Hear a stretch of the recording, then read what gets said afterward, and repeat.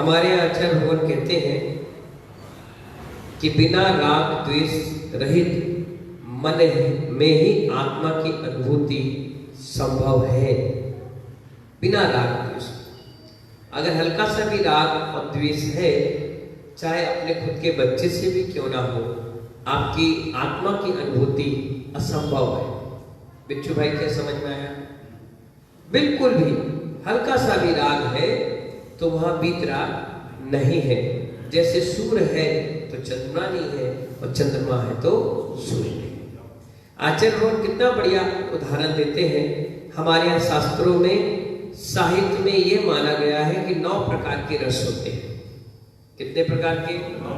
किसी जन साहब 9 प्रकार के।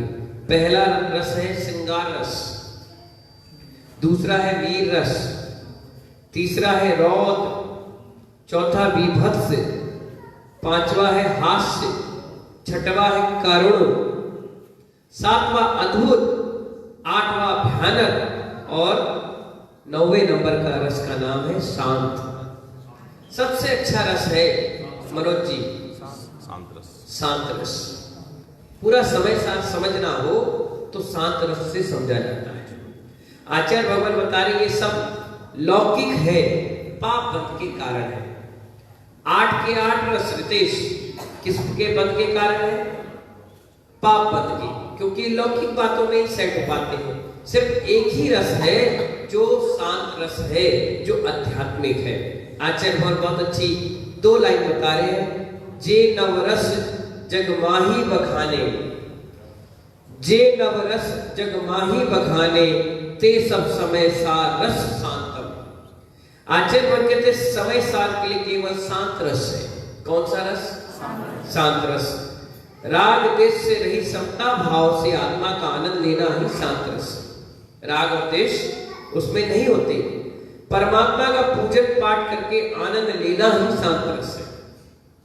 जैसे पंचकणक होगा, आपको कहा गया आइए सौगरमिन जी, तीर्थंकर बालक को लीजिए, अभिषेक करिए, उनको नमन कराइए, शांति धारा करिए, उनकी भक्ति करिए, नाचिए गाइए, खुशियां मनाइए। और उसके बाद जब आप अपने सीट पर बैठेंगे, टेबल पर बैठेंगे या पंडाल में बैठेंगे, आपको शांति की जो अनुभव मिल रहा है वो कहता है शांत रस। क्या रहता है वो? शांत रस। इसीलिए आचार्य भगवान के इस शांत रस के आधार पर ही समय सार है। कौन सा सार है? समय सार है। वह सिर्फ शांत रस का ही गुणगान करता है। कौन सा? समय सार सिर्फ शांत रस का गुणगान करता है।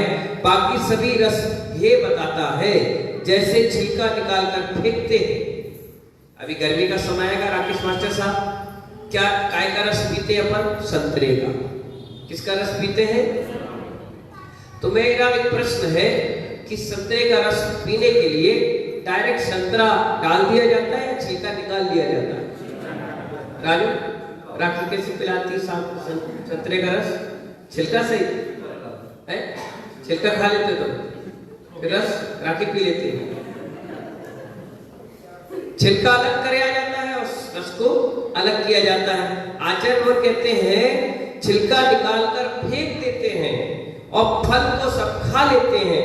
इसी तरह आचार्य कहते हैं शांत रस के अलावा जितने रस है ये सब छिलके हैं, असली फल तो शांत रस में है। क्या है हरेंद्र भाई? किसमें रस अच्छा? शांत रस में।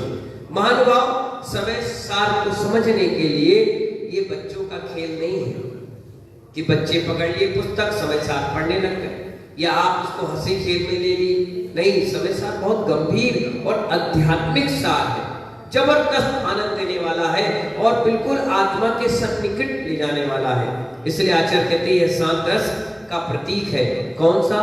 समय सार। शांत रस कोई सामान्य रस नहीं है, मन लगाना होगा। अनुज भाई, क्या लगाना होगा? अगर आप कंप्यूटर में भी काम करते हैं तो मन लगाना पड़ेगा, माला भी फेरते उसमें मन लगाना पड़ेगा, पूजा भी है तो मन लगाना पड़ेगा। ऐसे ही जब समय सार को पढ़ेंगे तो उसमें मन लगाना पड़ेगा। घूमना, लड़ना झगड़ना या नींद के झोंके लेना उसमें बर्दाश्त नहीं होगा। उसको समझना है, मनन करना होगा, चिंतन करना होगा, तब जाकर के वो शांत रस आपको थोड़ा बहुत समझ में आएगा।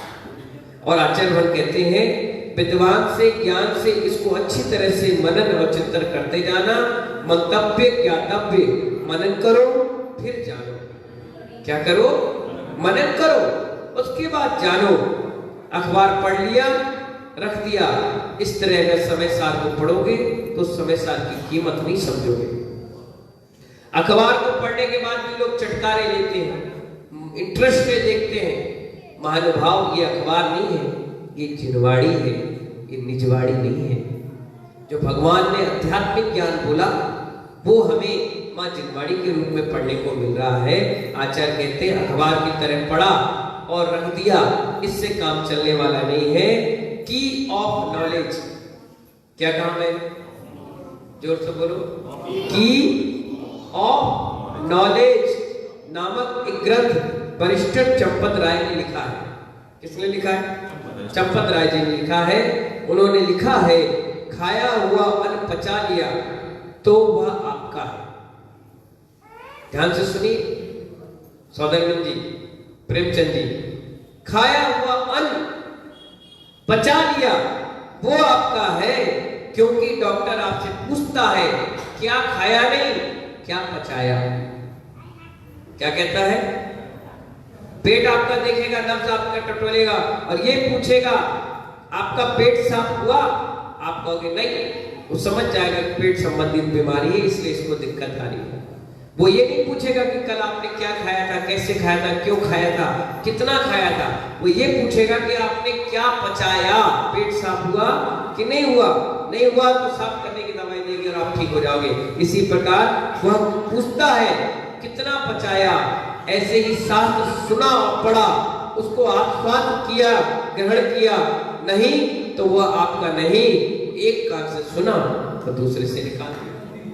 आचार्य कहते हैं शास्त्र कितना पढ़ा ये महत्वपूर्ण नहीं, कितना चिंतन से आपने सुना ये महत्वपूर्ण है। कोई कहता है ना मैंने ये पढ़ लिया, मैंने ये पढ़ लिया, मैंने ये पढ़ लिया, उसका चेहरा देख के समझ जाना उसने पढ़ा नहीं है, उसने अहंकार बढ़ा लिया। क्या बढ़ा लिया? मैं भी कहता हूँ मैंने 44 पंचणांक की 45वां में कर रहा हूँ। हर पंचणांक में एक नई चीज सीखने का प्रयास करता हूँ और एक कोई ना कोई अपने अवगुण छोड़ने का भी प्रयास करता हूँ। एक पंचणांक कर लिया, 2 कर लिया, 3 कर लिया, मान बढ़ाई के लिए नहीं, गुण बढ़ाई के लिए। एक पंचणांक से कितना कुछ सीखा, फिर दूसरे में सीखो, दूसरे से क्या सीखा, तीसरे में सीखो। एक बार सौंदर्यविद बन गए, 2 बार बन गए, 3 बार बन गए, लेकिन आदत वही की वही है। चतुराई, छल कपट, राग द्वेष, तो कितनी पंचकर्म आप कर लो, आपके जीवन में कोई चमत्कार नहीं। एक बार सौंदर्यविद बनने के बाद त्यागी तपस्वी की ओर पैर बढ़ जाना चाहिए, अपने भाव पवित्र हो जाना चाहिए, लड़ाई झगड़ा झंझटों से दूर हट जाना चाहिए। तब तो हम सौंदर्यविद, कुबेर, यज्ञनायक, माता पिता है। बाकी हमारी जिंदगी वही राग द्वेष, लड़ाई झगड़ा झंझट में रही तो हमारे और उस सामान्य व्यक्ति में क्या फर्क है। इसलिए महानुभाव आचार्य कहते हैं एक कान से सुना और यही छोड़ दिया तो इससे कोई लाभ होने वाला नहीं है। समय साथ शांत रस प्रधान ग्रंथ है, सबसे प्रधान ग्रंथ है शांत रस। शांत रस के आत्मा को सिर्फ जीवन भर ही नहीं बल्कि भव भगवान तक शांति देने वाला है।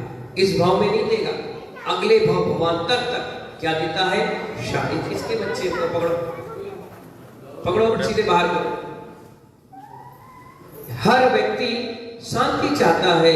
आप बाजार में किसी दुकानदार के पास जाओ और बोलो भैया 10 रुपए की शांति दे दो, वो भी कहेगा 2 नहीं 4 दिन से व्यापार नहीं हो रहा, मैं भी तो शांति से बैठा, वो भी यही कहेगा। लेकिन महानुभाव मैं तुम्हें कहां से शांति लाकर दे दूं? आपके पास सब है पर शांति नहीं है। कहीं भी जाओ आपको शांति नहीं मिलेगी। शांति तो आचार्य भगवान कह रहे हैं आध्यात्मिक और तत्व ज्ञान में ही है।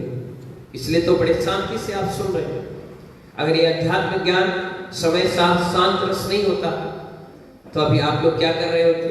बातें कर रहे होते, लड़ते झगड़ते, डिसबैलेंस बातें चलती। लेकिन शांत रस है, इसलिए इसकी प्रधानता लेकर आचार्य कुंदन ने इसकी रचना की और जैन दर्शन अध्यात्म ग्रंथों का नाना प्रकार के रसों का वर्णन तो किया, मगर अंत में उन सबको हे कहा है, इन्हें छिलका कहा है।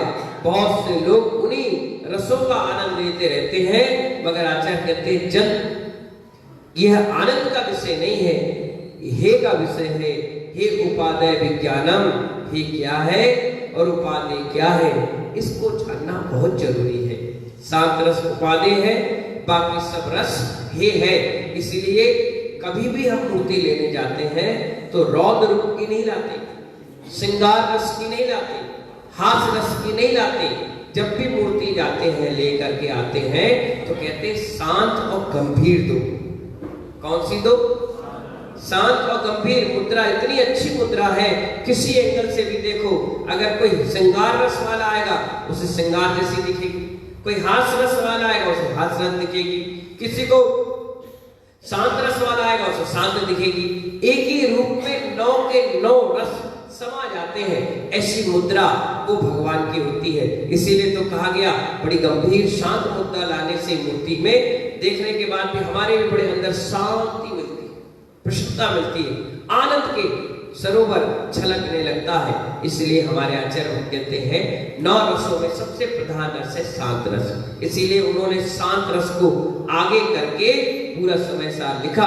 इसलिए उसकी सारी पंक्तियां सुनने के बाद, सारी गाथाएं सुनने के बाद, भावार्थ और अनुवाद करने के बाद मन में अनाद शांति का अनुभव मिलता है। इसीलिए जब समय सार चलता है तो एक कदम चलने का भी मन नहीं करता। सुनते रहो, सुनते रहो, सुनते रहो। जितना सुनते चले जाएंगे उतना अच्छा और पॉजिटिव एनर्जी आती रहेगी। हम लोग दिल्ली में कुंद भारतीय आचार्य विद्यानंद जी महाराज जी के पास गए। हमने देखा सुबह 4 बजे समय 7 चालू हो जाता था, शाम के 4-5 बजे समय 4 चालू हो जाता था, दोपहर के आहार के बाद समय 7 चालू हो जाता था। एक टेप रिकॉर्ड था, उसको बटन दब जाता था, वो चालू। मैंने आचार्य भगवान से पूछा, मैंने कहा आचार्य भगवान ये 3-3 टाइम समय 7 क्यों आप सुनते रहते हैं? बोले मैं बुजुर्ग हो गया हूँ, कहीं समय सार भूल ना जाऊं, इसीलिए 3 टाइम सुनता हूं, क्योंकि लास्ट में समय सार ही सबसे बड़ा जीवन का सार है। 90, 92, 94 साल की उम्र में उन्होंने अपने देह को त्याग किया और इतनी उम्र में भी उनको समय सार से कितना लगाव था। इसीलिए समय सार उन्हीं के लिए है जिनको खुद समय सार बनना है, पढ़ने वालों के लिए नहीं है, उतारने वालों के लिए है। इन्हीं मंगल भावनाओं के साथ सभी को मेरा बहुत बहुत आशीर्वाद। जय बोलिए कुंद आचार्य देव स्वामी महाराज की।